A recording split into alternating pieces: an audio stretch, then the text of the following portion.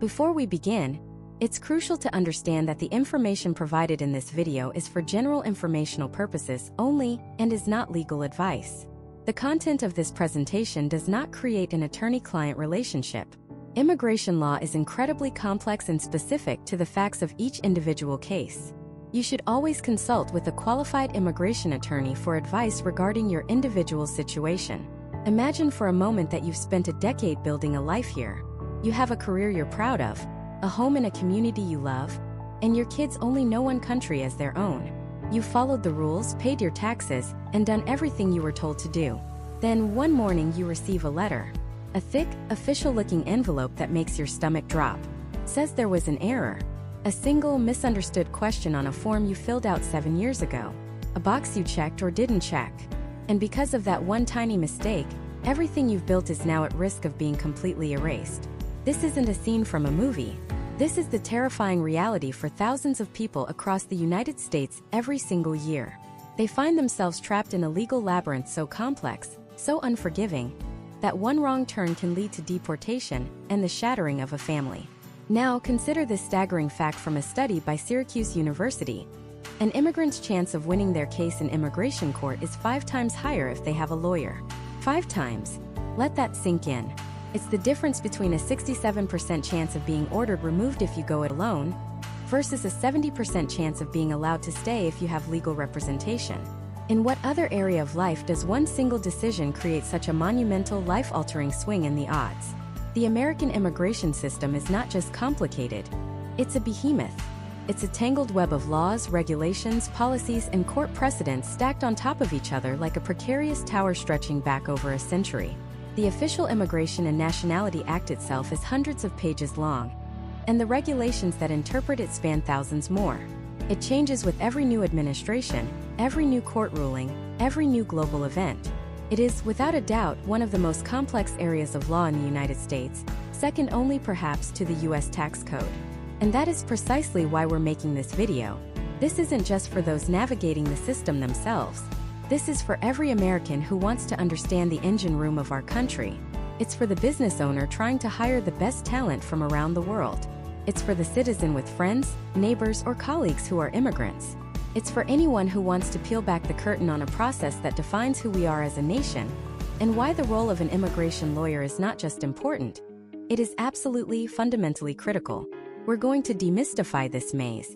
We'll break down exactly what these lawyers do, why their work is so vital to our economy and our communities, and expose the dangerous myths that can ruin lives. By the end of this, you will understand the system in a way you never have before. So let's start with the big question. Why is it so hard? Why do you need a specialized guide to navigate a process that, in theory, should be straightforward? Think of it like this.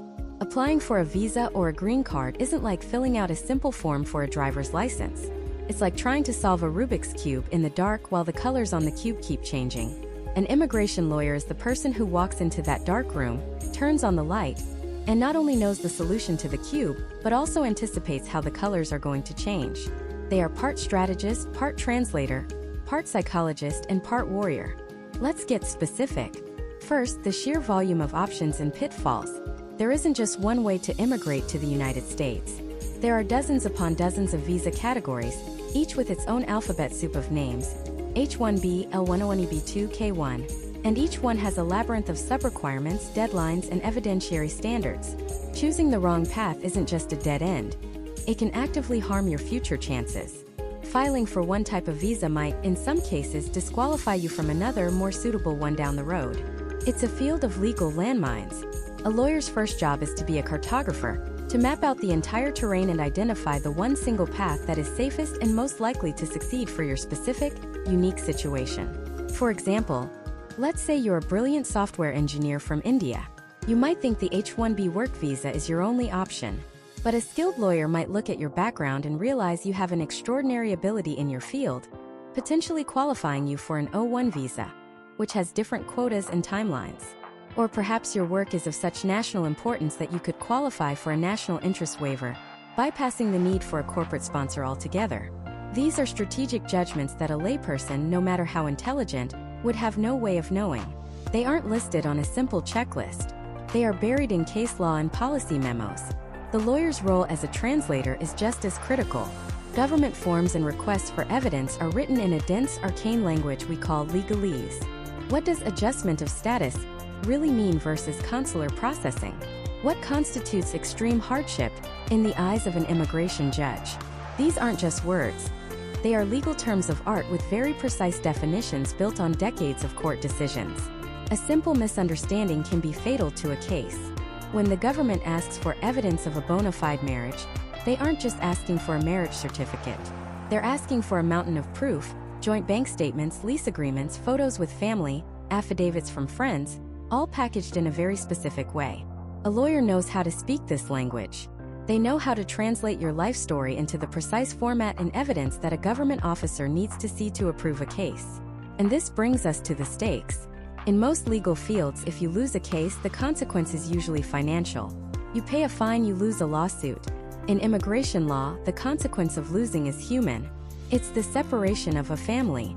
It's sending someone back to a country they may not have seen in decades, or to a place where they face persecution and danger.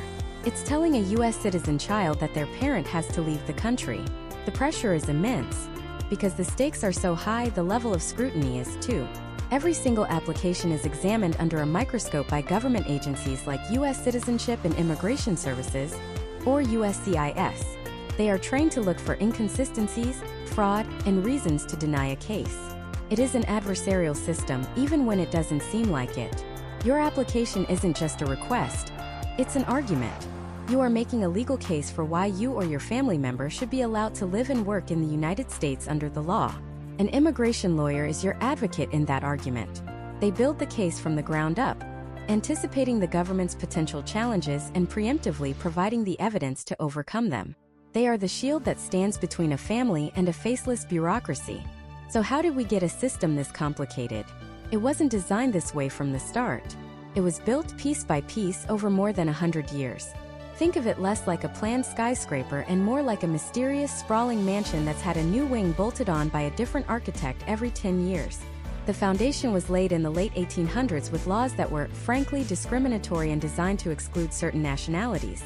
Then came the quota systems of the 1920s, then a major overhaul in 1965 that prioritized family relationships and skilled workers. Then came laws in the 80s and 90s reacting to undocumented immigration, followed by a massive security-focused restructuring after September 11th that created the Department of Homeland Security. Each of these major laws didn't replace the old ones, they just added new layers on top. The result is a patchwork quilt of conflicting priorities and Byzantine rules. A rule from 1952 might interact in a strange and unexpected way with a policy memo from 2018. This is the world an immigration lawyer lives in.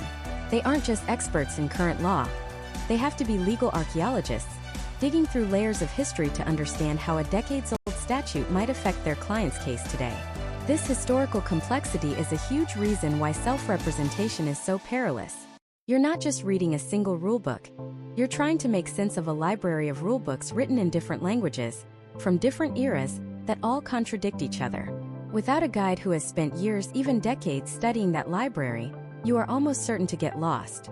And getting lost isn't like missing a turn on your GPS. It's not an inconvenience, it's a catastrophe.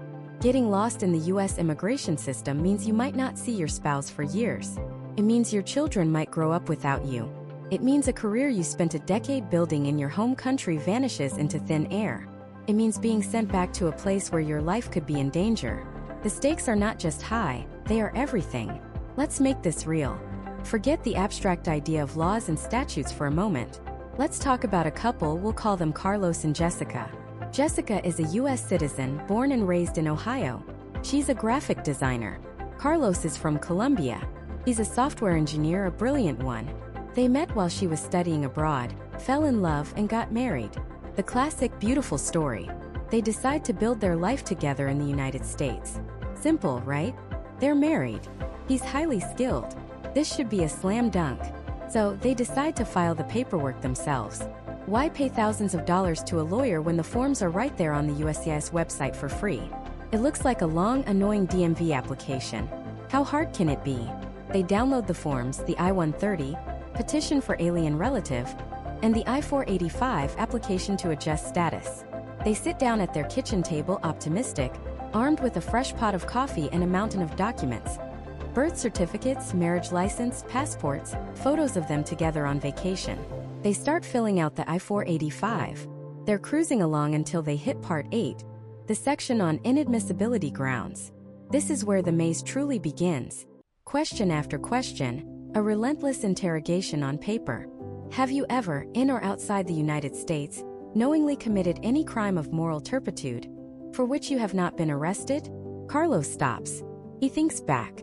When he was 19 in college in Bogota, he and his friends got into a heated argument with a street vendor that escalated. The police came, but no one was arrested. They just broke it up and sent everyone home. Was that a crime of moral turpitude? He doesn't even know what that phrase legally means. It sounds serious, but he wasn't arrested. So he checks no. He doesn't want to complicate things. It was nothing, a stupid college mistake. Feels like the right, honest answer. They move on. Another question. Have you ever been a member of, or in any way affiliated with, the Communist Party or any other totalitarian party? Carlos laughs. Of course not. He checks no. But then he remembers, his university had student political groups. He once signed a petition for a socialist student group that was protesting tuition hikes. He didn't join, just signed a piece of paper to support a friend. Does that count as being in any way affiliated with? The form doesn't define it. There's no little asterisk with an explanation. It's just this terrifyingly vague, loaded question. He decides it doesn't count. It was a student thing, not a political party. He leaves the box checked, no. They finish the forms, assemble their proof of marriage, cute photos, copies of joint bank statements, a lease with both their names, and mail it off, a thick, hopeful package sent into the bureaucratic void. They pay the filing fees, over $1,000, and they wait. For months there's silence. Then a notice arrives. Their application was rejected. Not denied, just rejected. The reason? They used an outdated version of the I-485 form. A new version had been released just 2 weeks before they mailed theirs. The government website they downloaded it from must have still had the old one up. Their entire package is sent back. Their check is returned. They've lost 3 months. Annoyed but not defeated, they find the new form, fill it all out again and send it back. This time it's accepted. They get a receipt notice. A few weeks later, Carlos gets an appointment for his biometrics, fingerprints and a photo. Things are moving. They're excited. They start planning their future. Maybe they'll buy a house next year. 6 months go by. Nothing. Then a thick envelope arrives. It's not an approval.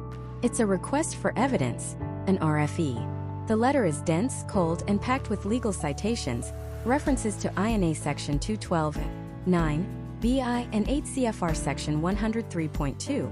It feels like it's written in another language. The officer is questioning the bona fides of their marriage. The photos they sent weren't enough.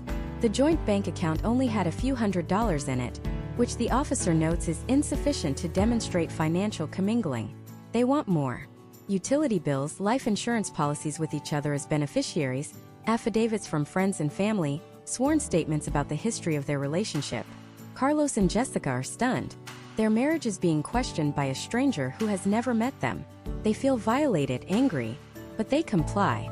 They spend weeks gathering every piece of paper they can find, hounding their friends to write letters testifying that, yes, they are a real loving couple. They send another thick package back to USCIS. More silence. 8 more months. The stress is immense. Every day the first thing they do is check the mail, their hearts pounding. The uncertainty hangs over their life like a storm cloud. Carlos can't work legally. He can't get a driver's license. They're living entirely on Jessica's salary, and the financial strain is starting to cause friction.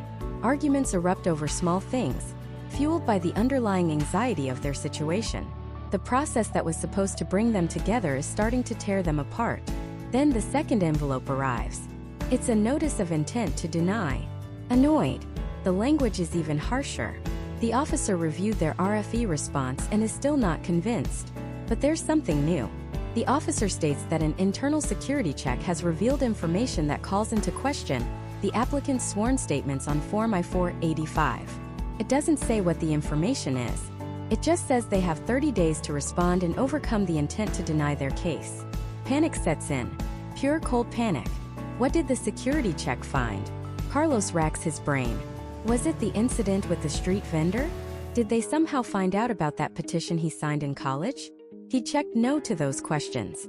Is the government accusing him of lying? Of committing visa fraud? Suddenly, this isn't just about a green card anymore. A finding of fraud could get him permanently barred from ever entering the United States, under any circumstances. Their dream isn't just dying. It's turning into a lifelong nightmare. This is the point where they realize they are lost. They are deep in the woods with no map, no compass, and the sun is going down. The simple process has morphed into a legal monster that threatens to consume their entire life. Every step they took on their own, every seemingly logical choice they made, was a step deeper into a trap they never saw. That checkbox for a college incident, that signature on a petition, these were not just answers to questions. They were legal declarations, sworn under penalty of perjury, with definitions and consequences that Carlos and Jessica couldn't possibly have understood. They weren't filling out a form. They were walking blindfolded through a legal minefield, and they just heard the click. The click wasn't a sound they heard with their ears. It was a feeling, a sudden cold dread that bloomed in their chests when the thick, official-looking envelope arrived 2 months later. It didn't come from the local post office. It had the seal of the United States Citizenship and Immigration Services. Jessica's hands trembled as she opened it. Carlos stood behind her, his hand on her shoulder, trying to project a calm he absolutely did not feel. Inside was not the beautiful, crisp approval notice they had been dreaming of. It wasn't even a simple request for evidence, asking for a missing document. It was a notice of intent to deny. Noid. For letters that felt like a death sentence for their future. The language was dense, intimidating, a wall of legalese. But a few phrases jumped out, seared into their minds. Inadmissibility under Section 212A, 6, C, I of the Immigration and Nationality Act. Material misrepresentation. Willful. Fraud. Fraud? Misrepresentation? They had spent weeks on that paperwork. They had been pathologically honest, triple-checking every date, every address. They had submitted a mountain of evidence. Photos of their wedding, joint bank statements, letters from friends, their entire life together pressed between two covers. What could they possibly have misrepresented? They read the letter again. And again. The gears of the government bureaucracy were grinding, and the letter explained the charge.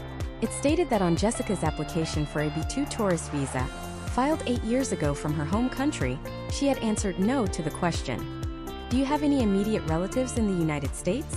Yet, on her current green card application, she correctly listed her aunt, a U.S. citizen living in Arizona for the last 20 years. The past had reached out and grabbed them by the throat. Jessica's mind reeled back. 8 years ago. A lifetime ago. She was a 22-year-old university student who just wanted to visit Disneyland. She remembered filling out that form. She remembered her aunt on the phone, giving her some friendly advice. Just say you don't know anyone here, sweetie, her aunt had said. It's cleaner. If you say you have family, they'll think you're trying to stay. Everyone does it. It's no big deal. It was no big deal. A little white lie to make a complicated process simpler. She checked the box, got the visa, spent 2 wonderful weeks in California, and flew home. She never thought of it again. Until now. Now that little white lie, that piece of casual, well-intentioned advice, had become a willful and material misrepresentation that could get her permanently barred from the United States. Panic set in. A frantic, heart-pounding panic that made the room feel small and the air thin.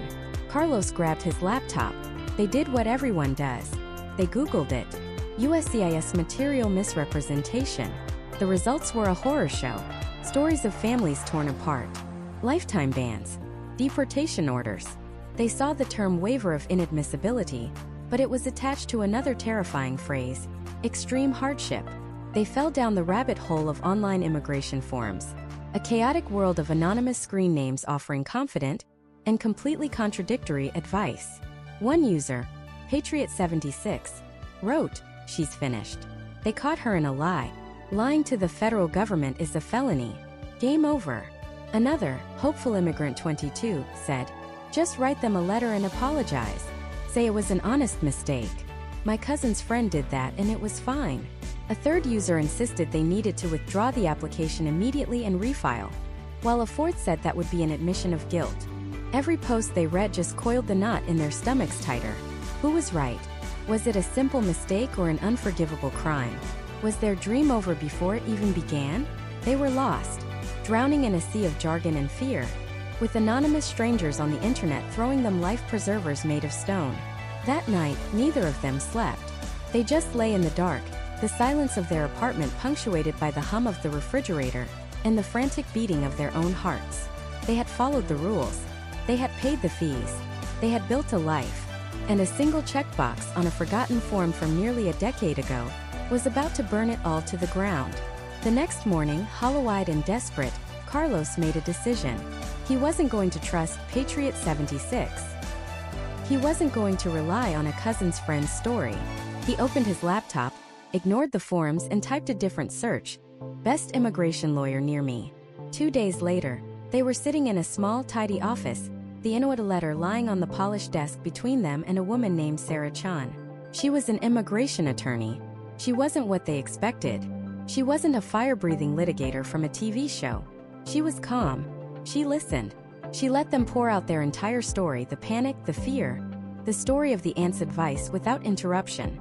She just nodded, her expression unreadable but attentive. When they were finished, breathless and emotionally exhausted, she picked up the letter. Her eyes scanned the page, her focus absolute. Unlike them, she wasn't reading the words of a death sentence. She was reading the parameters of a problem. Okay, she said, her voice even and measured. I see this a lot. This is what we call the tourist visa trap. She leaned forward. First, let's be clear.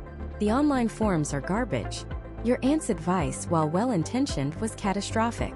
And just writing a letter to apologize is the worst thing you could do. It would be a written confession. Carlos and Jessica exchanged a terrified glance. Here's the reality, Sarah continued, her tone shifting from empathetic listener to expert strategist. USCIS is alleging you are inadmissible under 212A, 6, C, I. This is a fraud and willful misrepresentation ground of inadmissibility. It's not about whether you're a good person or whether you love each other. It's a technical legal question. Did Jessica, for the purpose of obtaining an immigration benefit, willfully misrepresent a material fact? She paused, letting the weight of the words sink in. The government will argue that knowing you had a U.S. citizen relative was material, meaning it could have influenced the consular officer's decision to grant or deny your tourist visa. And they will argue it was willful, because you intentionally checked the no box. Your aunt telling you to do it doesn't matter in their eyes. You did it. It felt like a hammer blow. Sarah was confirming their worst fears. But then she kept talking. However, she said, and that one word changed the energy in the room, this is not the end of the road. It's the beginning of a fight. They have given you a notice of intent to deny, which means they are giving you a chance to respond. We are not going to respond by saying it was a mistake. We are going to concede that a misrepresentation occurred. We will argue about willfulness, but our main strategy will be to file for a waiver. She pointed to a thick book on her shelf. The Immigration and Nationality Act. The same law that creates this problem also creates a potential solution. It's called an I-601 waiver. This waiver can forgive the misrepresentation, but only if we can prove that you, Carlos, as the U.S. citizen spouse, would suffer extreme hardship if Jessica were denied her green card and forced to leave the country. Extreme hardship. They had read the phrase online, but now it was real, a legal standard they had to meet. And I need you to understand what extreme hardship means to the government, Sarah said, her eyes locking onto Carlos. It does not mean you'll miss her. It does not mean you'll be sad. Everybody would be sad. The government considers that normal, expected hardship. Extreme hardship is a legal term of art. It's hardship that is unusual or outstanding in its nature. We have to document it. We have to prove it. We have to build a case, brick by brick, that your life would be unacceptably and unalterably damaged without her here. We're talking about medical factors, financial factors, psychological factors, country conditions in her home country. Every detail matters. For the first time in days, Carlos and Jessica felt a flicker of something other than terror. It wasn't relief. It wasn't joy. It was a fragile, tentative spark of hope. They were no longer flailing in the dark. Sarah Chun had just handed them a map of the minefield and a flashlight. The path was treacherous, steep, and there was no guarantee they would make it to the other side. But for the first time since opening that envelope, they had a path. They were no longer victims of the process. They were participants in their own defense.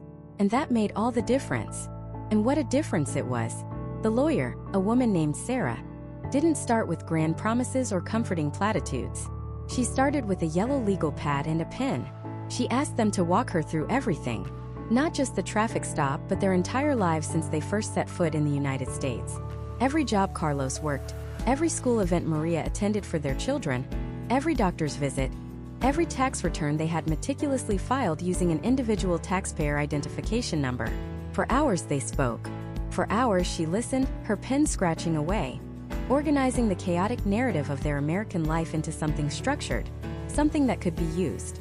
The fear didn't vanish, but it began to recede, replaced by a fragile sense of clarity.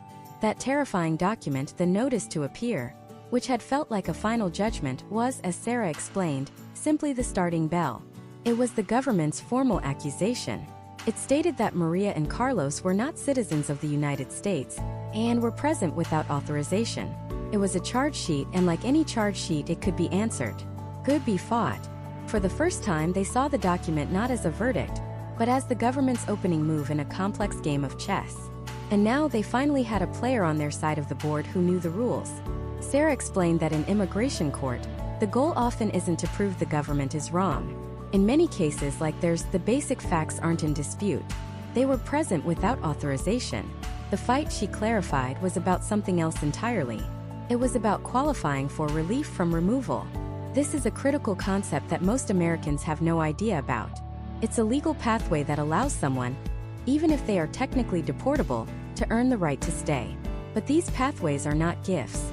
They are narrow, treacherous, and guarded by immense legal and evidentiary walls. You don't just ask for them. You have to prove, beyond a shadow of a doubt, that you meet every single hyperspecific requirement. For Maria and Carlos, Sarah identified a potential lifeline. It was a form of relief called cancellation of removal for certain non-permanent residents. The name itself is a mouthful of legalese, but its requirements are what truly reveal the staggering difficulty of the system. To even be eligible to ask a judge for this, they had to prove 4 things. First, they needed to prove they had been continuously physically present in the United States for at least 10 years. Not 9 years and 11 months. 10 years. Every single day counted. A trip to Mexico for a funeral could reset the clock to 0. They had to document a decade of uninterrupted life. Second, they had to prove they were persons of good moral character for that entire 10-year period. This isn't just about not committing serious crimes. A minor offense, a lie on an official form, even a failure to pay taxes could be used by the government's attorney to argue they lack the requisite character to deserve a place in American society. Third, they had to show that their removal would result in exceptional and extremely unusual hardship to a qualifying relative who is a U.S. citizen or lawful permanent resident. In their case, the qualifying relatives were their 2 American-born children, 8-year-old Sophia and 6-year-old Mateo. And the word hardship here is deceptively simple. The courts have made it clear that the sadness of separation, the economic difficulty of starting over in a new country, the emotional pain of leaving one's home, none of that is enough. The hardship must be, in the court's own words, substantially beyond that which would ordinarily be expected to result from the alien's deportation. It is one of the highest and most difficult standards in all of U.S. law. Finally, they had to convince the judge to exercise their discretion favorably. Even if you prove the first 3 things, a judge can still simply say no. This was their path. A path so narrow it felt like a tightrope, but it was a path. And so the work began. Sarah gave them a list of documents to gather that was so long it made their heads spin. They needed to prove 10 years of presence. This meant digging up every utility bill, every bank statement, every lease agreement, every pay stub, every school record, every medical bill they had ever received. They spent weeks turning their small apartment upside down, sifting through shoeboxes and old file folders, piecing together the paper trail of their lives. Each document was a small victory, a tangible piece of their history in this country. Then came the proof of good moral character. They needed letters. Letters from their landlord, from Carlos's boss at the construction company, from their children's teachers, from their pastor, from their neighbors. People who could speak to who they were as people, as parents, as members of their community.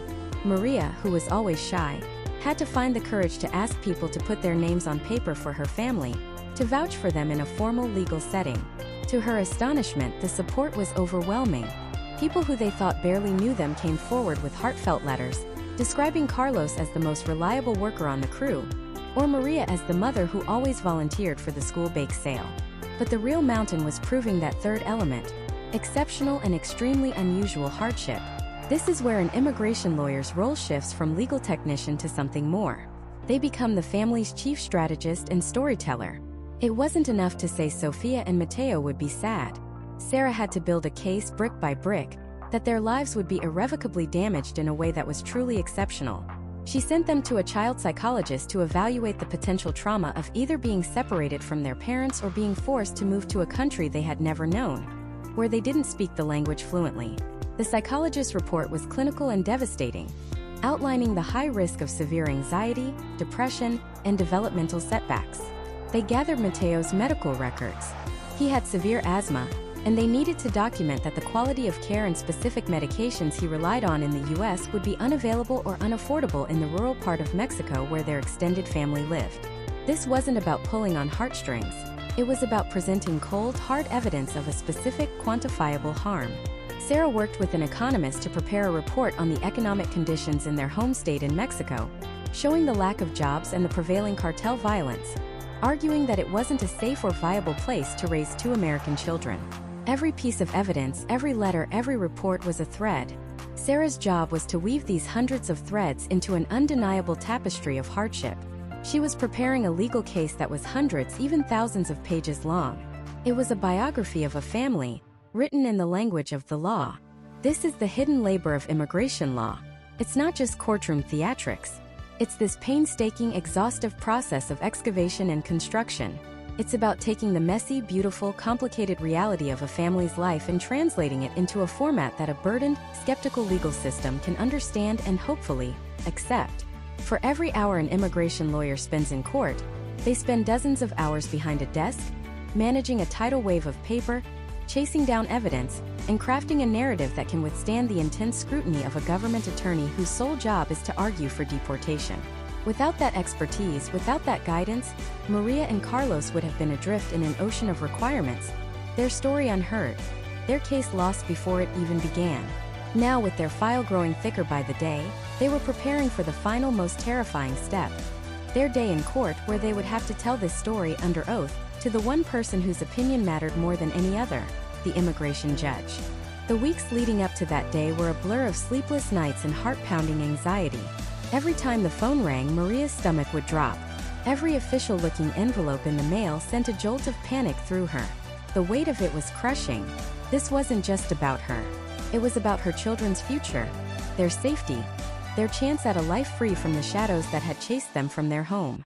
She would look at her son doing his homework at the kitchen table, her daughter humming a song from school, and the fear would become so immense, so physical, it felt like she couldn't breathe. How could she possibly convey the depth of that terror to a stranger in a black robe? How could she make them understand that sending them back wasn't just an inconvenience, it was a death sentence? This is where her lawyer, Sarah, became more than just a legal representative. She became a lifeline. Sarah knew that a winning asylum case isn't just about documents and statutes. It's about a human being's ability to tell their story, credibly and coherently, under the most intense pressure imaginable. So they began to prepare. Not just by reviewing the file, but by simulating the entire ordeal. They held mock trials in Sarah's small conference room. Sarah would play the role of the government attorney, the trial attorney for ICE. She was relentless. She asked the hard questions, the ones designed to trip Maria up, to make her doubt her own memory. You said the threat was made on a Tuesday, but your affidavit says it was a Wednesday. Which is it, Mrs. Garcia? Why didn't you go to the police in your home country? Are you saying the entire police force is corrupt? You managed to get a passport and a visa to travel. If you were in such grave danger, how did you have time to do that? The first few times Maria crumbled. She would get flustered, her dates would get mixed up, her voice would crack. She'd break down in tears, frustrated and terrified that she would fail her family when it mattered most. But Sarah was patient. She would stop, hand Maria a tissue and a glass of water and say, "It's okay. This is why we're doing this. The government's lawyer wants you to get emotional. They want you to get confused. Our job is to not let that happen." They went over the story again and again. Not to memorize a script, but to anchor Maria in the truth of her own experience. Sarah taught her how to answer only the question that was asked. How to say, "I don't remember," if she truly didn't, rather than guessing. How to look the judge in the eye and speak from the heart, but with the clarity and consistency the law demands. Sarah explained the layout of the courtroom, who would be sitting where, the role of the interpreter, the typical demeanor of this specific judge. She was removing the unknown one piece at a time, trying to give Maria some small sense of control in a process designed to make her feel completely powerless. By the time the actual court date arrived, Maria was still terrified. But underneath the terror was a sliver of confidence, a foundation built by hundreds of hours of preparation. She wasn't walking in alone. The immigration court was nothing like the grand, wood-paneled courtrooms you see on television. It was a cold, sterile government office. Fluorescent lights hummed overhead, casting a pale, unforgiving glow on the scuffed linoleum floors and beige walls. The room was small and cramped. Maria, her husband, and Sarah sat at one table. At the other sat the trial attorney, a young, serious-looking man with a stack of files that seemed just as thick as theirs. And raised above them all, on a platform that felt miles away, sat the judge. He looked tired, overworked, and stern. He had a calendar of dozens of cases just like theirs to get through that day, hundreds that month. To him, they were just one more file number, one more story of hardship in a sea of them. The challenge wasn't just to tell the truth. It was to make him listen. The proceedings began. The formal language, the legal jargon, the constant back and forth between the judge, the lawyers, and the interpreter created a dizzying, disorienting rhythm. Then it was time. "Please call your first witness," the judge said, his voice flat. Sarah stood. "We call Maria Garcia to the stand." Every sound in the room seemed to fade away. All Maria could hear was the frantic beating of her own heart. She walked to the witness stand, her legs feeling like lead. She swore an oath to tell the truth, the whole truth and nothing but the truth. And then, with Sarah's gentle prompting, she began to speak. She talked about her life before, the small business she and her husband had built. She talked about the first threats, the extortion demands from the gang that controlled their neighborhood. Her voice trembled as she described the day they came to her home.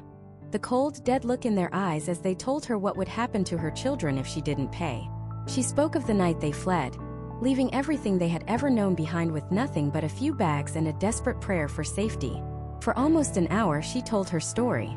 Sarah guided her, her questions providing a clear, chronological path through the trauma.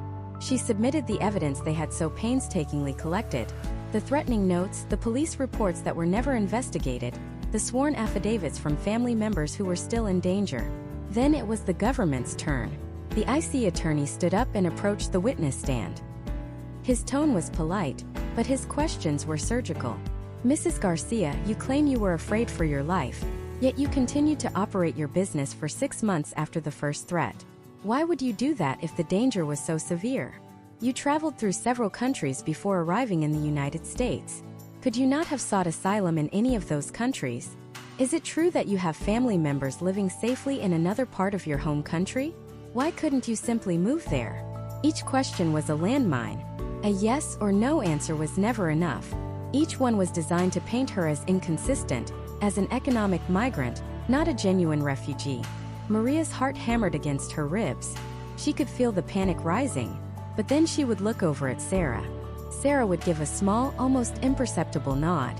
A reminder. Breathe. Listen to the question. Just the facts. All those hours in the conference room kicked in. She remembered her training. To the question about her business she explained, "We had to. It was our only source of income to feed our children. We hoped, we prayed they would leave us alone. We had nowhere else to go." To the question about other countries she said, "We didn't know the laws. We didn't have any money or connections. We were told the only place we could be safe, the only place we could ask for protection was here." To the question about moving within her own country, her voice grew strong. "The gang that threatened us is a national gang. They have members in every city. There is no place in my country where my children would be safe from them. The government cannot control them." The cross-examination felt like it lasted an eternity. The government attorney probed every detail, every date, every decision she made. But Maria held firm. She didn't waver. She simply told her truth over and over again. When it was finally over, she felt completely drained, a hollowed-out shell of a person. She returned to her seat next to her husband, who squeezed her hand so tightly she thought the bones might break. Finally, it was time for the closing arguments. The IC attorney went first. He argued that while the family's story was unfortunate, It did not meet the strict legal definition of asylum. He claimed it was a case of generalized crime and violence, not persecution based on a protected ground. He argued that Maria had not sufficiently proven that her government was unable or unwilling to protect her. He ended by formally requesting that the judge issue an order of removal, a deportation order, for the entire family. Then Sarah stood. She walked to the center of the room, making eye contact with the judge. She didn't speak of statutes or case law at first. She spoke of a mother's fear. She spoke of a father's desperation. She methodically connected every piece of evidence, every piece of testimony, back to the legal standard. She took the government attorney's arguments and dismantled them, one by one. She showed how the gang's targeting of them was persecution. She demonstrated through news articles and human rights reports that the government in their home country was, in fact, incapable of controlling these violent criminal organizations. She painted a vivid picture of what awaited this family if they were sent back. Her voice was calm, but filled with a powerful conviction. "Your Honor," she concluded, "the law is not just a set of rules, it is a promise. It is a promise of refuge for those fleeing persecution. The Garcia family is here today asking this country to keep that promise. We ask you to grant them asylum." The room was silent. The only sound was the faint hum of the lights. The judge looked down at the thick file in front of him. He looked at Maria. He looked at her husband. He looked at Sarah, then back at the government attorney. He steepled his fingers, his face unreadable. After a long, agonizing moment, he spoke. "I have heard the testimony and reviewed all the evidence submitted in this case. This is a complex matter." He paused, and in that pause the entire world seemed to stop. "I will take this case under advisement. You will receive my decision in the mail." And with the bang of his gavel, it was over. They were ushered out of the courtroom into the hallway, the words, "You will receive my decision in the mail," echoing in their ears. It wasn't a yes, but it wasn't a no. It was something far more torturous. A wait. A period of unknown length where their entire future would be sealed inside an envelope, somewhere in the vast impersonal machinery of the United States government. And in that wait, life becomes a series of agonizing rituals. Every morning you watch the mail truck crawl down your street, your heart pounding in your chest. Is today the day? You hold your breath as you open the mailbox, sifting through junk mail and bills, praying for a thick, official-looking envelope from United States Citizenship and Immigration Services. And when it's not there, you feel a strange mix of crushing disappointment and a sliver of relief. At least it wasn't a denial. Not today. The wait continues. You can't make plans. Do you sign a new one-year lease on your apartment? Do you enroll your child in a program that starts 6 months from now? Do you take that job offer in another state? Every decision is paralyzed, held hostage by a question mark. You live in a state of suspended animation, a ghost in your own life, unable to move forward, terrified of being forced backward. This isn't just an administrative delay. It's a form of psychological warfare. It grinds you down day by day, chipping away at your hope and your sanity. For Maria and her family, every phone call from an unknown number, every official-looking car that drove down their street, sent a jolt of panic through their home. They were living on a knife's edge, and the silence from the government was deafening. Then, one Tuesday afternoon, the envelope arrived. It was thick. It was official. It had the government seal. This was it. Heart hammering against her ribs, Maria tore it open. But inside wasn't an approval notice. It wasn't a green card. It wasn't even a denial. It was something else entirely. A document, dense with tiny print and bureaucratic codes, titled, Request for Evidence. An RFE. For millions of immigrants, these 3 letters RFE are among the most terrifying in the English language. An RFE is the government's way of saying, we've looked at your case. We've reviewed your life on paper. And we're not convinced. We have doubts. And now the burden is on you to erase them. It's a formal challenge. It's a test. And if you fail it, your case is almost certainly doomed. The document itself is a masterpiece of intentional confusion. It's written in a complex legalese that seems designed to be misunderstood. It will cite obscure sections of the Immigration and Nationality Act, reference internal policy memos, and ask for documents you've never heard of, all with a strict, non-negotiable deadline. For the average person, receiving an RFE is like being dropped into the cockpit of a 747 mid-flight and being told to land it. You don't know what the buttons do. You don't understand the warnings. and you know that one wrong move will lead to a catastrophic crash. This is the moment the immigration lawyer transforms from a guide into a warrior. This is where their value becomes not just important, but absolutely critical. When Maria brought the RFE to her lawyer, she was in a full-blown panic. She saw a wall of text that screamed, "You're going to be denied." Her lawyer, however, saw something different. He saw a roadmap. He saw an opportunity. An experienced immigration lawyer doesn't just read an RFE. They decipher it. They understand the subtext. They know that when the government asks for more evidence of a shared life, they aren't just asking for another phone bill. They are probing for a specific weakness they think they found in your case. They are setting a trap. A layman's response is to simply give them what they ask for. You ask for a phone bill, I'll send you a phone bill. But this is often the single biggest mistake an applicant can make.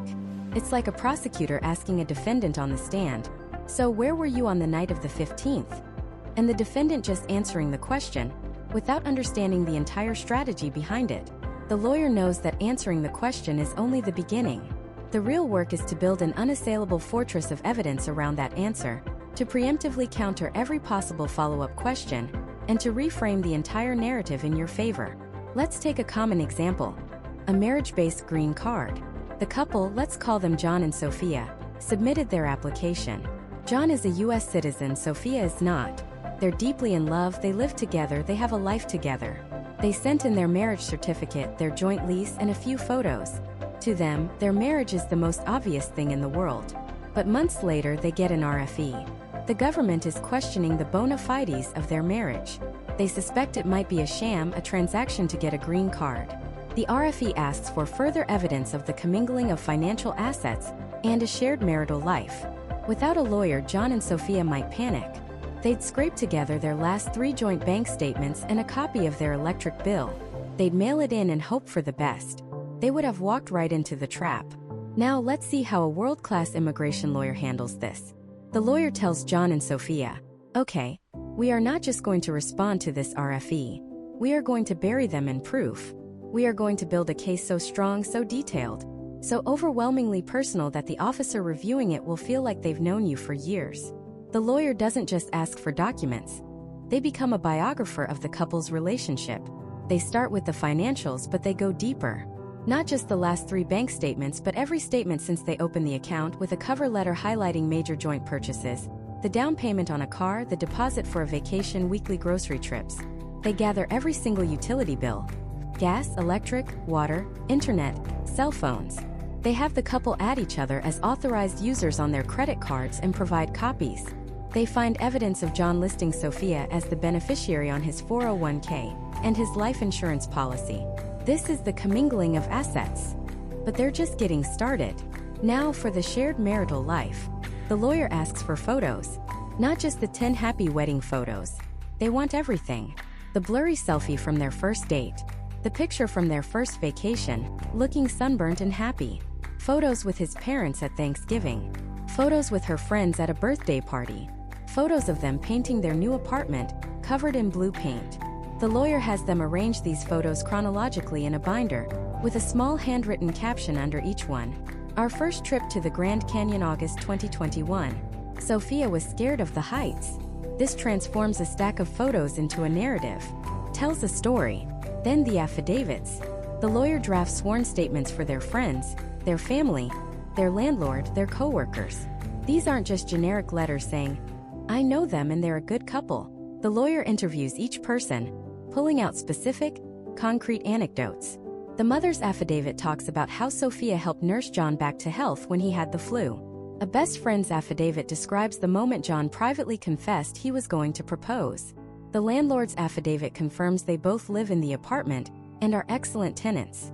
The lawyer gathers everything: car titles and insurance policies showing both their names, travel itineraries from trips they've taken together, flight confirmations, hotel receipts, screenshots of their social media feeds showing years of a public-facing relationship, even greeting cards they've given each other for birthdays and anniversaries.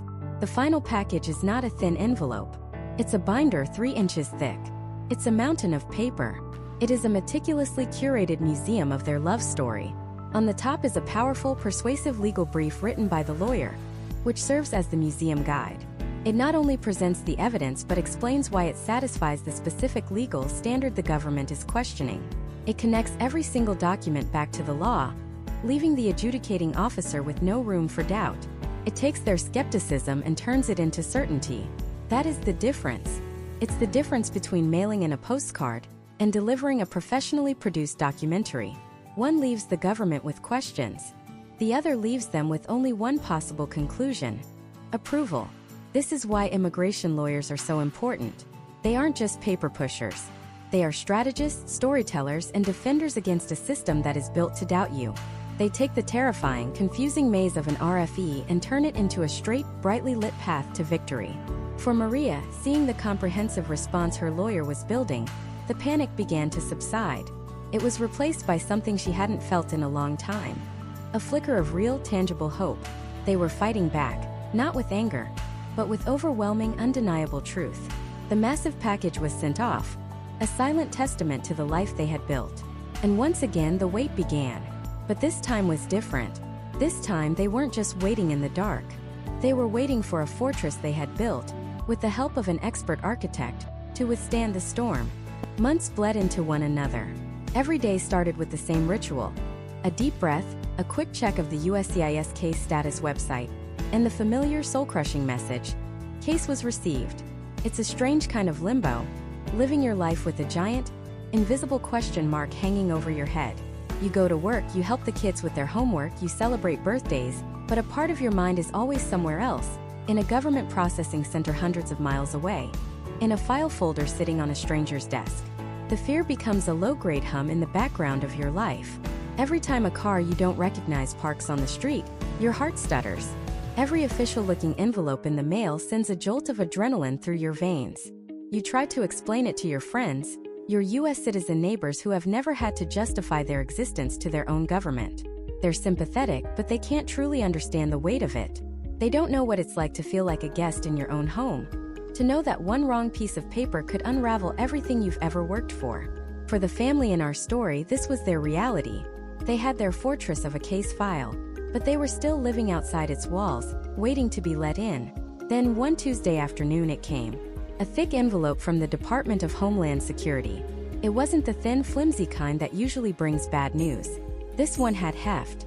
Felt significant. Hands trembling, they sliced it open. Inside, a stack of papers, but at the very top, a cover letter with bolded text. It wasn't a denial. It wasn't an approval. It was a notice for an interview. The final step. The face-to-face meeting that would decide everything. There was a surge of relief, immediately followed by a wave of pure terror.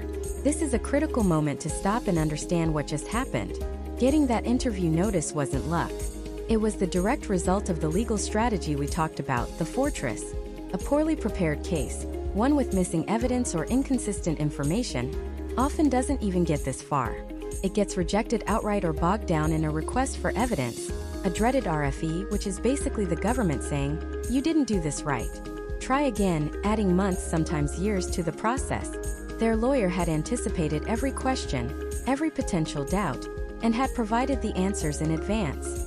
She hadn't just filled out forms, she had built an airtight argument on paper. And a huge part of that argument rested on a legal concept that is absolutely fundamental to U.S. immigration law, yet almost completely invisible to the public: discretion. This is one of the biggest reasons why an experienced lawyer is not a luxury, but a necessity.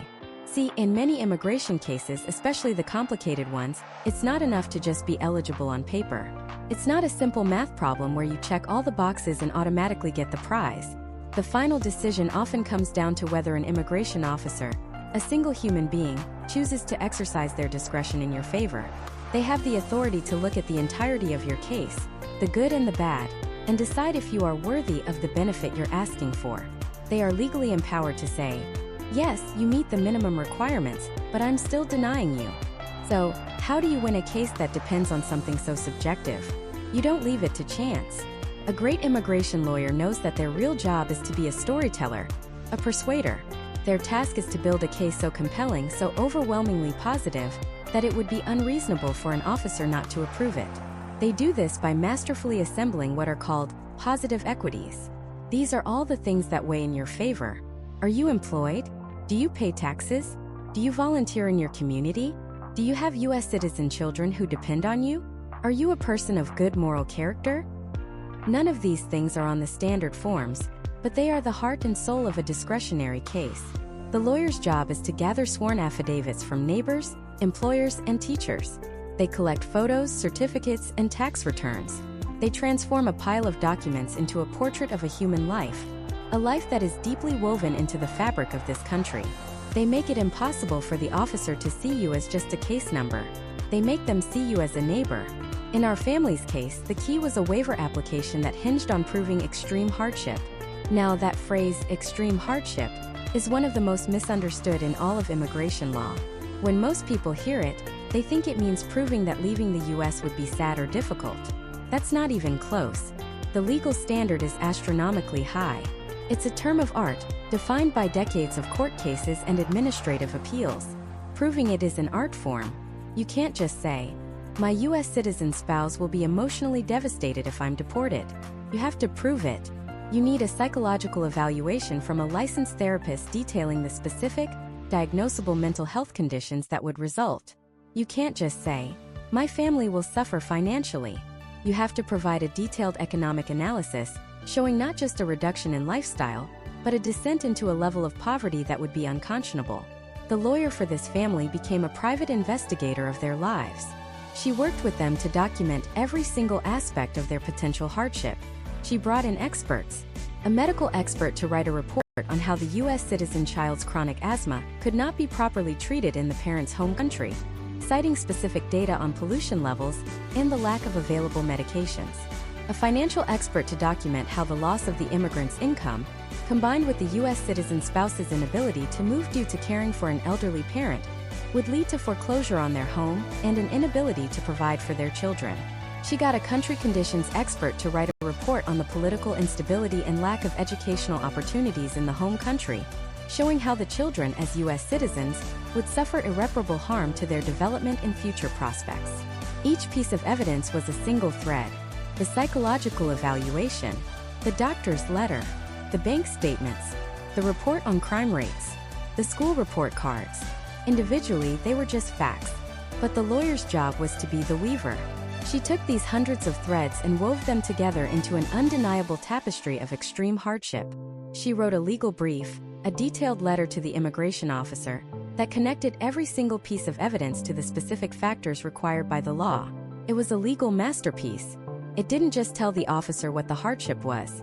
It guided the officer step by step through the legal analysis, making the argument for them. It was so thorough, so well documented, that it left no room for doubt.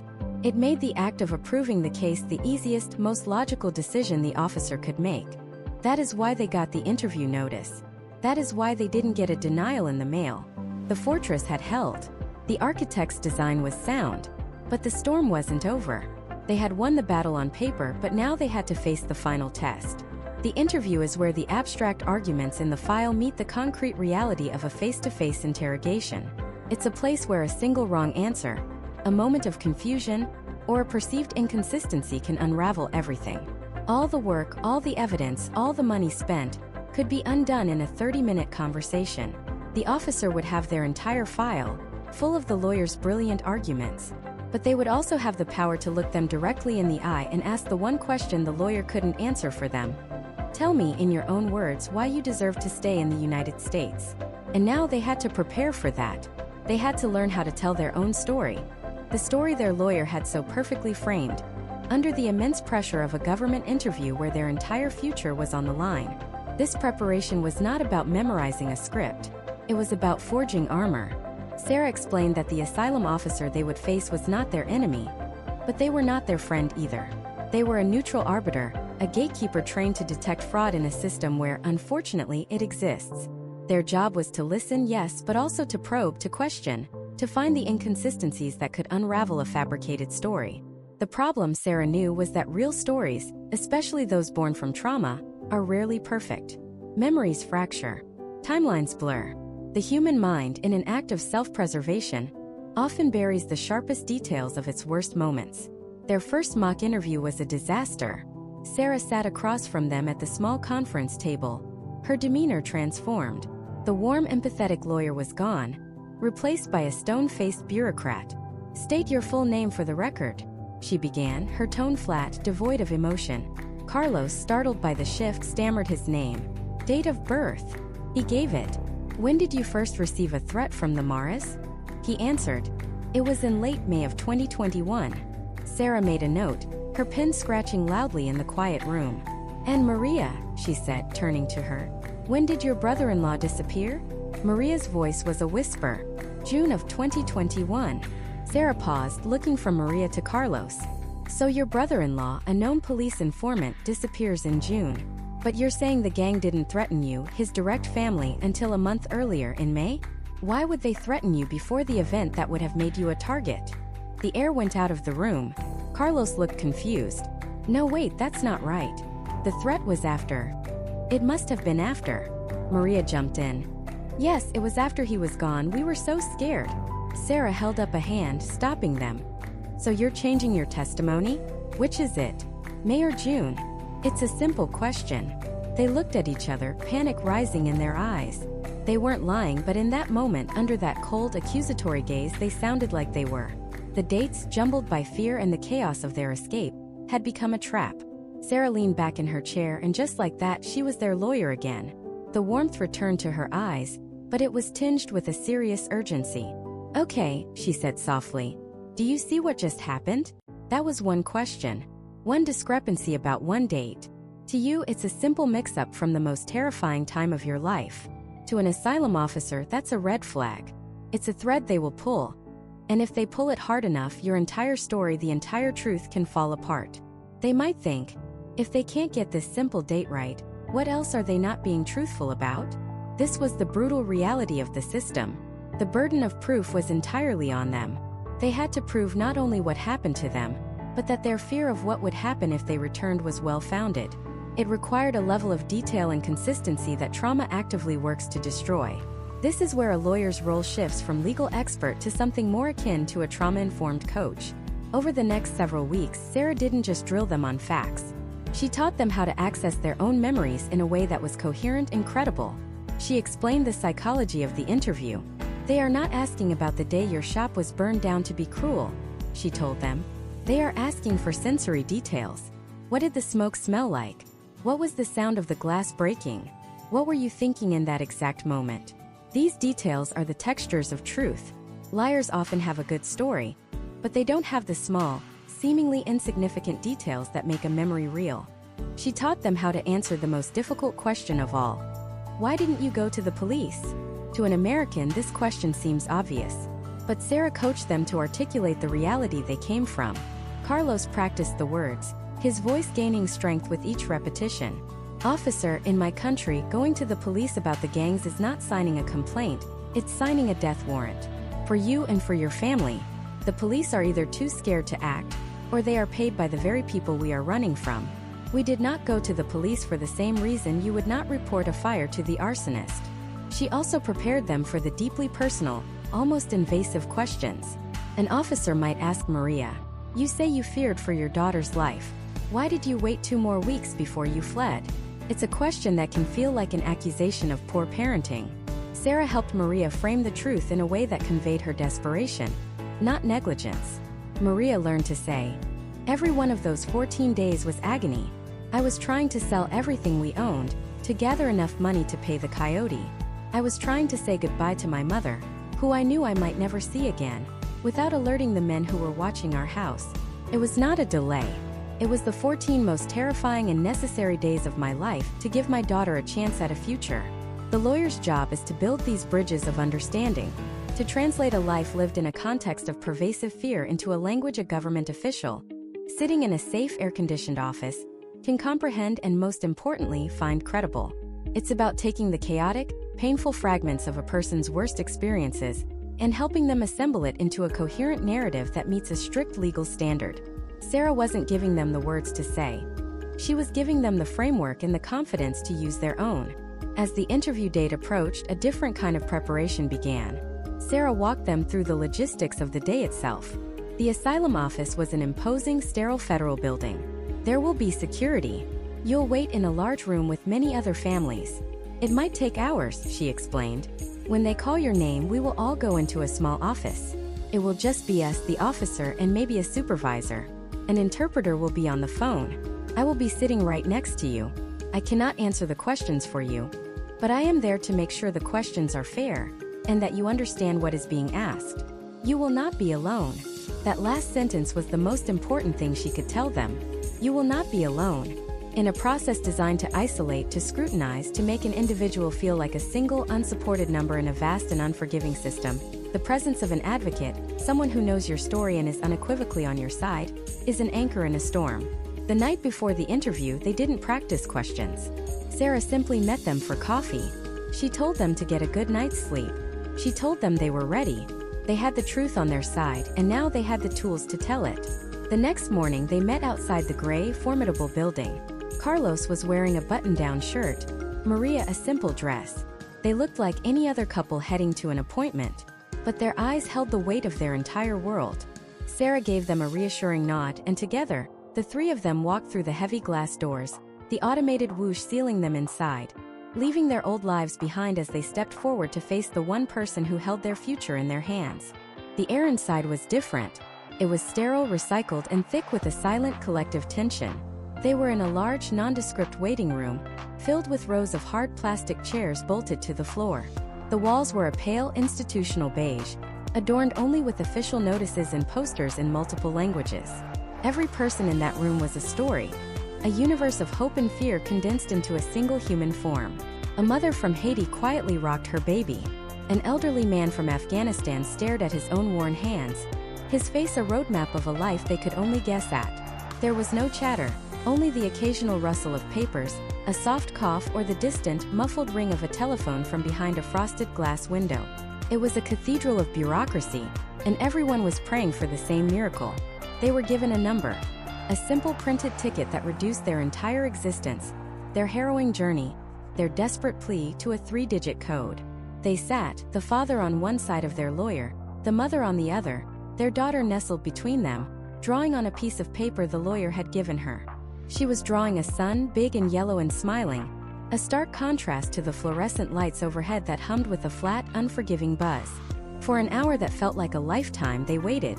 The father's leg bounced with an energy he couldn't contain. The mother twisted the strap of her purse until her knuckles were white. But every time their eyes met their lawyer's, she offered a small, steady smile. It wasn't a promise of victory, but a promise of presence. Promise that they were not alone.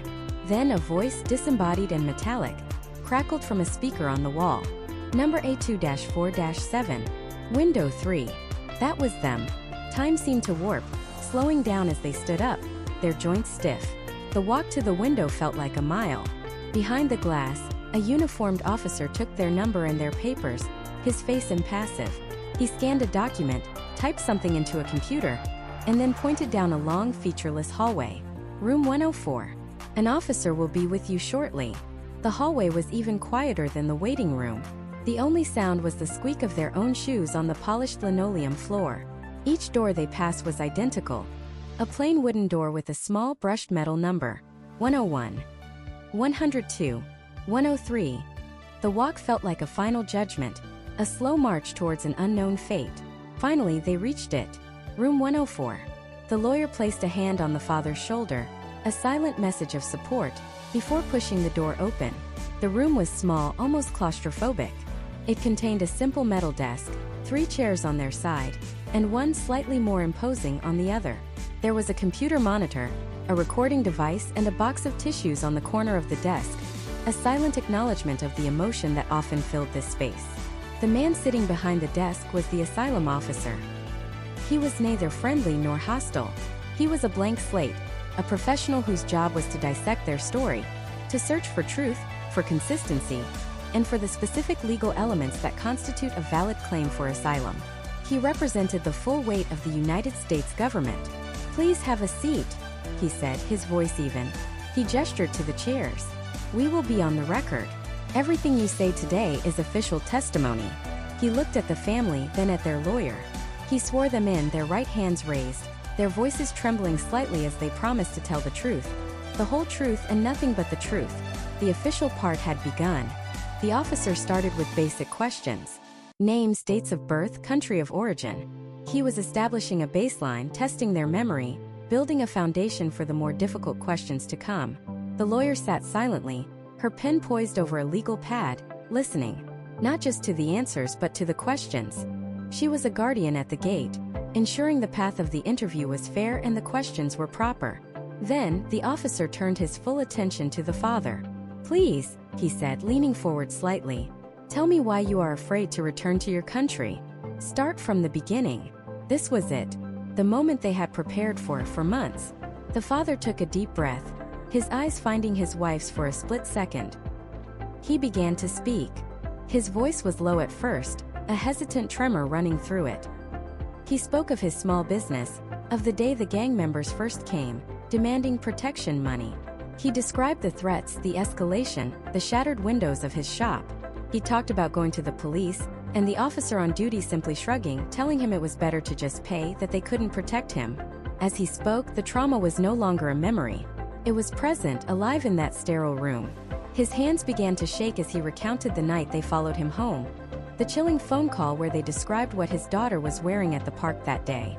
That was the moment he knew they had to run.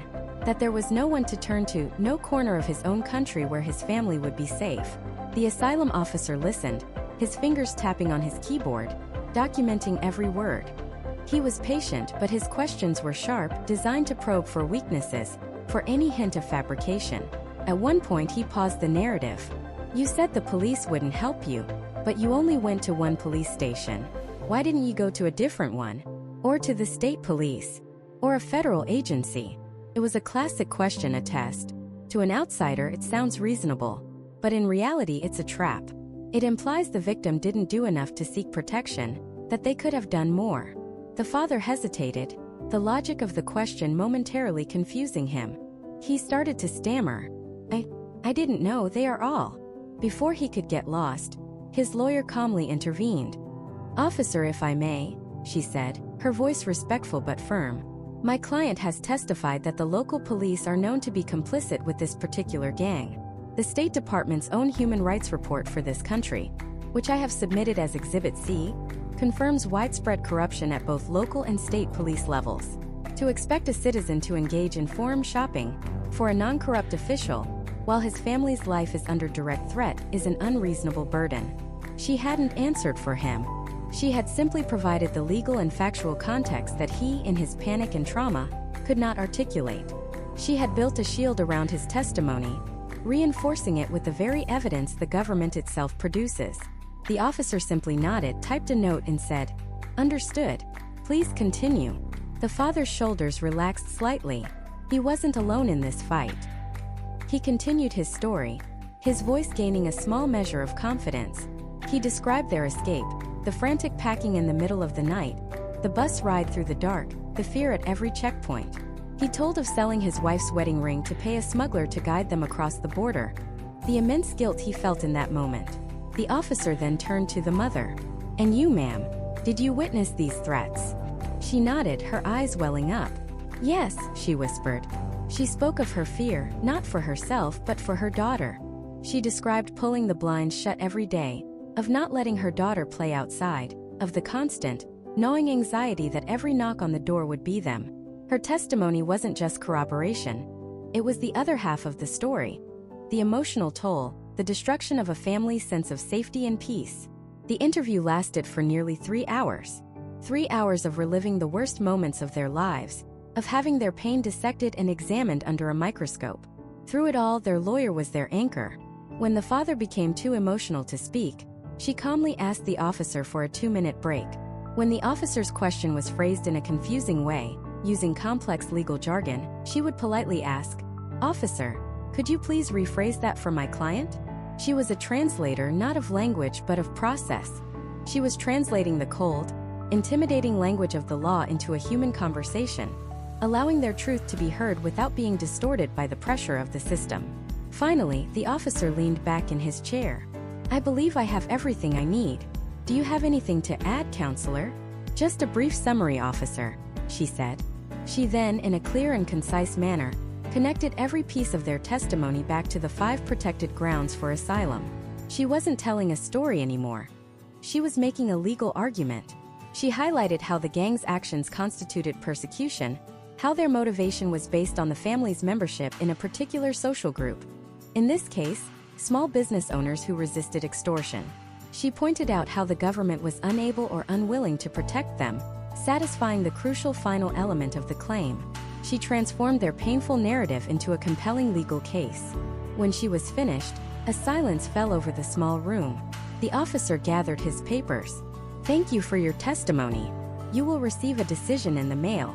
This interview is now concluded." And just like that, it was over. The recording device was turned off. The officer stood, gave a curt nod, and left through a different door. They were left alone in the room, the silence now ringing in their ears. The emotional dam broke. The mother began to sob quietly, and the father wrapped his arms around her, burying his face in her shoulder. Their daughter looked up at them, her drawing of the smiling sun clutched in her hand, her eyes wide with a confusion that was heartbreaking. Their lawyer simply placed a hand on both of their backs, a silent, solid presence, letting them release the weight of the last 3 hours, the last 3 years. The fight in this room was over. Now all that was left was the waiting. The waiting is a unique kind of torture. It's not the sharp pain of a crisis, but a dull, constant ache of uncertainty that settles deep in your bones. For Maria and Carlos, every day after the hearing was a tightrope walk over a canyon of what-ifs. Every time the mail carrier came, their hearts would pound. Every unknown number on their phone was a potential verdict. They tried to live normally for their daughter's sake. They went to the park, they cooked meals, they watched cartoons. But beneath the surface of every smile, every hug was a silent, screaming question. What if we lose? Weeks turned into a month, then 2. The hope that had bloomed in the courtroom began to wither under the relentless heat of anxiety. They started to prepare for the worst, having quiet, painful conversations about what they would do, where they would go if the answer was no. Their lawyer checked in weekly, a calm voice of reassurance, telling them the delay wasn't unusual, that no news was not necessarily bad news. But in the dead of night, reassurance feels a million miles away. Then one Tuesday afternoon, the phone rang. It was the lawyer's office. Maria's hand trembled as she answered. The lawyer's voice was even professional. He asked how they were. He made a moment of small talk that felt like an eternity, and then he said it. "Maria, Carlos, are you sitting down?" The decision came in. A pause stretched, thick and heavy. "You won. The judge granted you asylum." The word "won" didn't register at first. It was just a sound, but then its meaning crashed through the wall of fear they had built around their hearts. A sob escaped Maria's lips, a sound of such profound relief it was almost violent. She handed the phone to Carlos, unable to speak, and collapsed onto a kitchen chair, her face in her hands, letting 2 years of terror pour out of her. Carlos listened, his own eyes flooding with tears, repeating, thank you, Dios mío, thank you." Into the phone. The lawyer on the other end just listened, letting them have their moment. He had delivered this news hundreds of times, but he knew that for this family, in this moment, the entire world had just been reborn. Winning an asylum case isn't like winning a lottery. There's no giant check or sudden life of luxury. The prize is far more precious. The prize is a future. It's the right to exist without fear. It's the end of the constant, grinding anxiety of living in the shadows. For Carlos, it meant he could finally get a job that matched his skills, not just his documentation status. It meant getting a proper paycheck, paying taxes, and building a career. For Maria, it meant she could enroll in a community college to learn English, to pursue her own dreams that had been deferred for so long. For their daughter, it meant everything. It meant she could grow up as an American kid. It meant she would have a stable home, a safe school, and parents who weren't constantly terrified of a knock on the door. Their victory, and the thousands of victories like it that happen every year, was not an accident. It wasn't luck.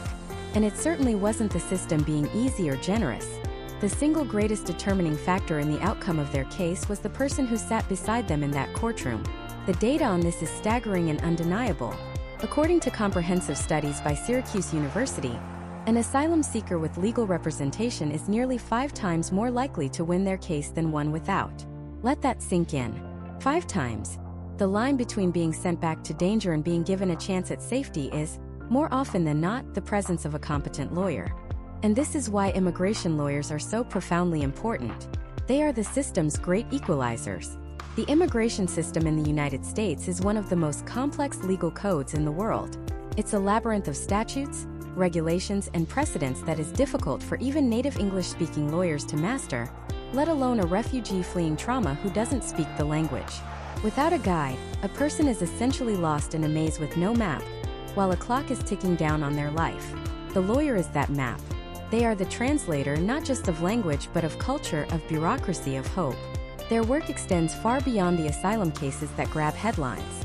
Think about the brilliant scientist from India working on a cure for a disease at a top university. Her ability to stay here is thanks to an immigration lawyer who navigated the intricate H1B or O1 visa process. Think about the U.S. citizen soldier deployed overseas, trying to bring his foreign-born spouse and children to America. It's an immigration lawyer who files the petitions, who cuts through the red tape at embassies abroad, who reunites that family. Think about the entrepreneur from Colombia who has an incredible idea for a startup that could create hundreds of American jobs. It's an immigration lawyer who helps them structure a business plan that qualifies for an investor visa. These attorneys are the invisible architects of a huge part of our society. They are the facilitators of innovation, the defenders of families, and the champions of dreamers. They work within a system that is often under-resourced, politically volatile, and emotionally draining. They absorb the trauma of their clients. They listen to stories of unspeakable violence and persecution, and must then methodically distill that human pain into a legally sound argument, citing obscure paragraphs from the Immigration and Nationality Act. They have to be strategists, counselors, advocates, and sometimes the only person who truly believes in their client's story. They fight against overwhelming odds, often for clients who have nothing to offer but their trust. They see the flaws in the system up close every single day. The backlogs, the inconsistencies, the human cost of bureaucratic delays. Yet they continue to show up. They continue to file the briefs, make the arguments, and sit with families in sterile waiting rooms, offering a steady presence in a storm of uncertainty. So, why are immigration lawyers so important? Because they do more than just practice law. They practice humanity. They uphold the fundamental American ideal that justice should not be a privilege reserved for the wealthy or the well-connected. They stand in the gap for the vulnerable, for the persecuted, for the hopeful.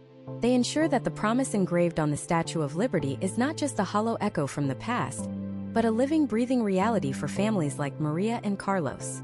They are the guardians of the process, ensuring that everyone, regardless of where they were born, gets a fair shot. They work in the space between the law as it is written and justice as it should be. And in that space, they don't just win cases.